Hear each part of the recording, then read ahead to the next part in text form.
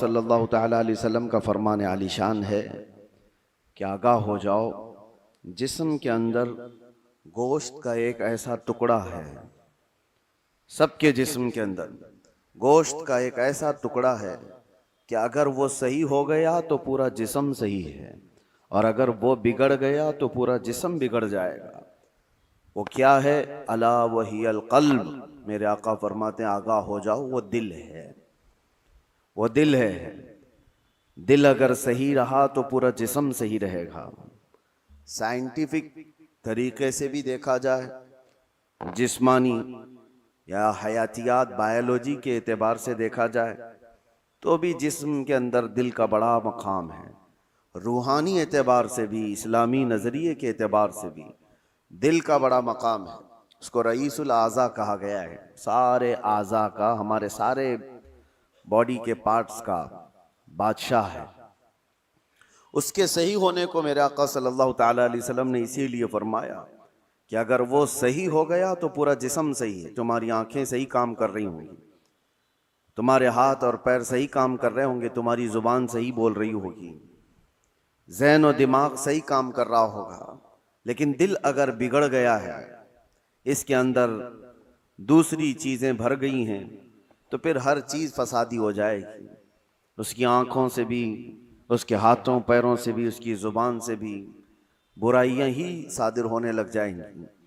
तो इसीलिए औलिया इकराम के मदरसे में ख़ास तौर पर दिल की सफाई पर तवज्जो दी जाती थी, जिसको तज़किये क़ल्ब कहा जाता है, तस्फिये क़ल्ब कहा जाता है। सफाई, दिल की सफाई और दिल की पाकीज़गी, ये बहुत ज़रूरी चीज़ है। इसके बगैर आदमी के अंदर कोई चीज़ ठहरती नहीं। और दिल का मामला ऐसा है कि पल में तोला पल में माशा, कभी इधर का होता है कभी उधर का होता है। अभी कुछ और सोच रहा है, थोड़ी देर के बाद कुछ और दिल में आ रहा होता है।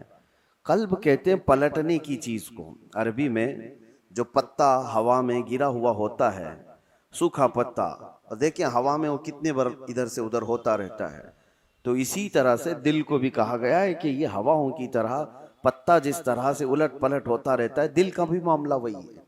और दूसरी एक हदीस है, अल्लाह के रसूल सल्लल्लाहु अलैहि वसल्लम इरशाद फरमाते हैं, तुम क्या समझते हो कि दिल तुम्हारे कंट्रोल में, तुम्हारे काबू में?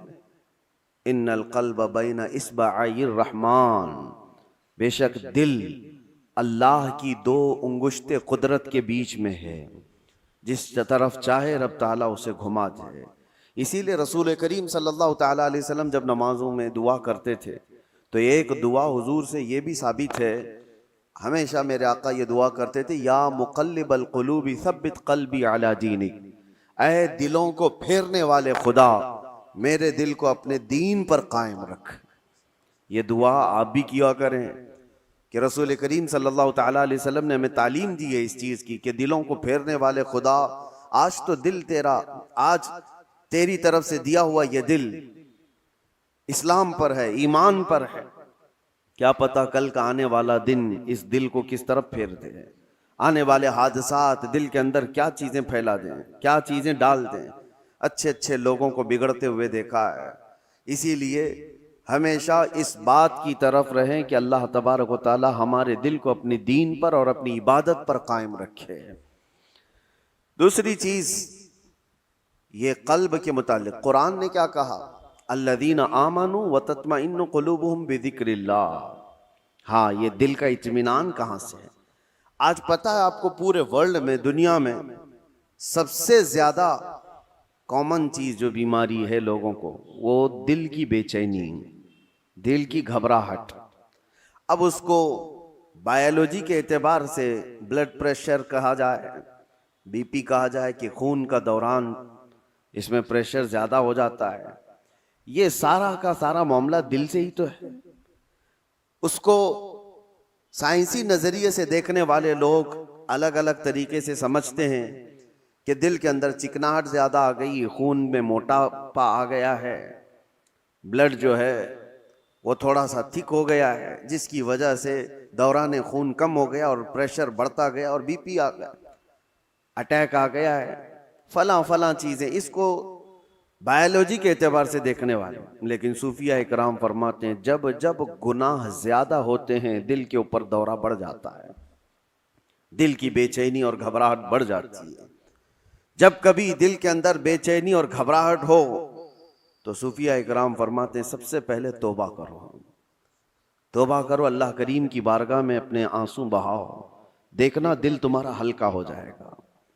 और कुरान क्या कहता है? कुरान ये कहता है जो ईमान वाले लोग हैं उनके दिलों का इत्मीनान अल्लाह के जिक्र से होता है।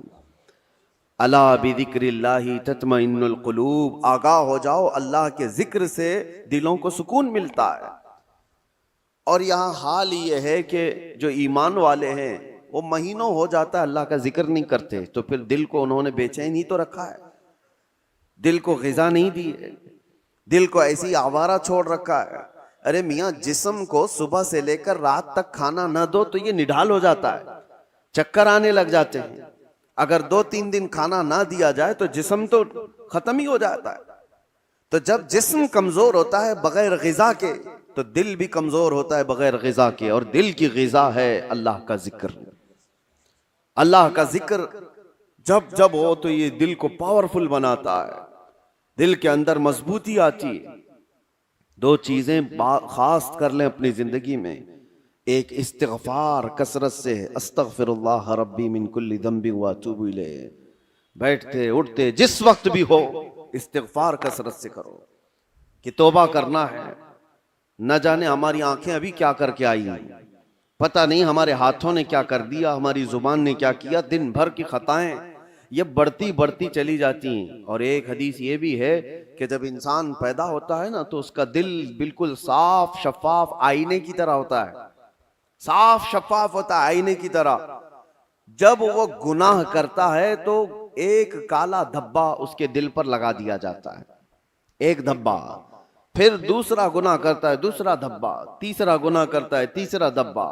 तो ये धब्बे, ये दाग बढ़ते बढ़ते बढ़ते फिर पूरे दिल को काला कर देते हैं, पूरा दिल सियाह हो जाता है। और जब दिल काला हो जाए तो उसकी अलामतें ये बताई गई हैं कि मस्जिद में ज्यादा देर बैठने का मन नहीं करता, कुरान ज्यादा देर पढ़ने की तबीयत नहीं चाहती, जल्दी से कुरान बंद कर दो, जल्दी से मस्जिद से निकल कर भाग जाओ, नेकियों की तरफ उसकी रग़बत नहीं होती। जेब में पैसे होंगे लेकिन किसी को खैरात करने का दिल नहीं करता। तो ये दिल के काले होने की अलामात हैं, सियाह होने की अलामात है।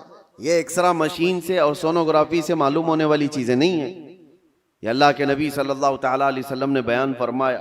अब उसके इलाज की तरफ हमें तवज्जो देनी है। आज दुनिया ने हमारे दिलों को अपने रंगीन गुनाहों से सियाह कर ही दिया है। देखें, हम सुबह से शाम तक जिन कामों में मसरूफ हैं, अब आज सबसे ज्यादा हमारे पास कोई चीज मशगूल है तो वो हमारा टीवी स्क्रीन, मोबाइल स्क्रीन। न जाने वो किन किन चीजों को दिखाते हुए हमारी आंखों को खरीद जाते हैं, कंट्रोल भी नहीं रह पाता। इसीलिए दिल पर बोझ बढ़ता जा रहा है।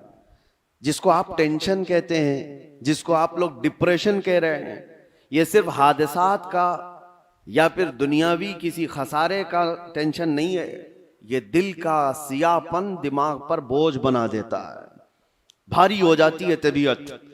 कुछ लोगों को घरों में तबीयत नहीं लगती कि बैठने का भी मन नहीं कर रहा, खाने का भी मन नहीं कर रहा, किसी से बात करने का भी मन नहीं कर रहा। ये बहुत अपर लेवल पर आ गई चीज कि उसकी दिल की बेकरारी बहुत बढ़ गई है, घबराहट बहुत ज्यादा बढ़ गई है। इसीलिए हम सूफिया इकराम को देखते हैं, जब जब कभी किसी के दिल की बेचैनी बढ़ जाती, घबराहट बढ़ जाती, तो वो किसी अल्लाह वाले की बारगाह में चले जाते थे, सूफिया इकराम की बारगाह में चले जाते, आस्थानों पर चले जाते, अल्लाह का जिक्र करते, फिर वो अपने दिल की पाकीज़गी लेकर के वापस लौटते हैं। वजह क्या है? अब मैं इलाज की तरफ आता हूं कि दिल को पाक करना है तो क्या चीज चाहिए। कई इलाज है, उसमें सबसे पहला तो जिक्र इलाही। अल्लाह के रसूल सल्लल्लाहु तआला अलैहि वसल्लम ने जो फरमाया उसको भी मैं आपके सामने रखता हूं। पहले हम चल रहे हैं कि इस्लाम में हर चीज के पाक करने का तरीका बताया गया।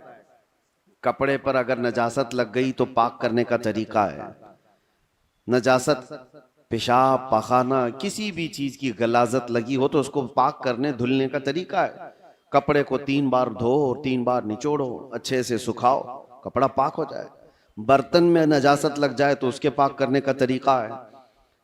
अगर पानी की बाल्टी में कोई नजासत गिर गई, उसको पाक करने का भी तरीका है। फिक़ह में सबके, कुएं में नजासत गिर गई, कुआं था उसमें चूहा गिर गया, बिल्ली गिर गई, बकरी, कुत्ता, जो भी जिस साइज का है उसके सबके मसले मौजूद हैं। कितने डोल पानी निकालने पर यह पानी पाक हो जाएगा। जमीन के पाक करने का भी तरीका है। जमीन पर अगर नजासत लगी, मिसाल के तौर पर किसी जानवर ने लीद कर दिया, गोबर कर दिया, अब नजासत तो लगी है, उसको पाक कैसे किया जाए? तो फिक़ह का कानून है कि जोर बारिश हो जाए या आप तेजी से उस पर पानी बहाओ और फिर तेज धूप पड़ जाए, जमीन सूख गई तो वो जमीन पाक हो गई, क्योंकि अब उसको निचोड़ा नहीं जा सकता। जमीन तो जहां है वही। तो उसका कानून ये है कि तेज बारिश हो गई और तेज धूप पड़ गई, सूख गई जमीन, तो पाक हो गई। बारिश नहीं है तो तेज पानी मार दिया और उसके बाद धूप लगना जरूरी है, तेज धूप उसको लगी हो तो जमीन पाक हो गई। तो ये नजासतों से पाक करने के तरीके। अब आइए मैं आपको बताता हूं, दिल पर नजासत लगी हो, ये कैसे पाक किया जाए?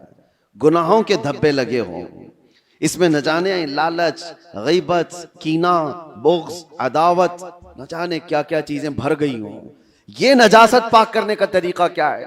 मौलाना जलालुद्दीन रूमी मसनवी शरीफ के मुसन्निफ फरमाते हैं, दिल को पाक करने का तरीका वैसी ही है जैसे जमीन को पाक करने का तरीका है।